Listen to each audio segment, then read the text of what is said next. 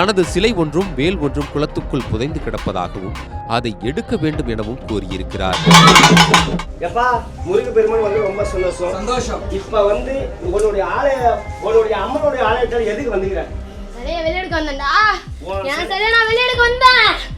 இதனை புவனேஸ்வரி ஊர் மக்களிடம் சொன்னபோது பொக்லைன் எந்திரத்தால் ஒரு குளத்தை தோண்டி பார்த்திருக்கிறார்கள்.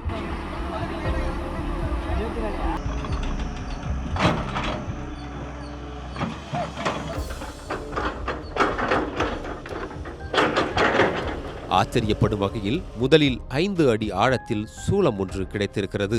நாங்கள் என்னன்னா 48 நாள் நாங்கள் மண்டல உற்சவம் பண்ணோம். இதுக்கு எல்லா உற்சவம் பண்ணோம். 48 நாள் முடிஞ்சு காளிமா கோயிலேருந்து இது எடுத்தாந்தோம், பால்கோடை எடுத்தாந்தோம் 60 பேருக்கு. அந்த கோயிலேருந்து எடுத்துன்னு வந்தான். அப்போலாம் எதுவும் சொல்லலையே.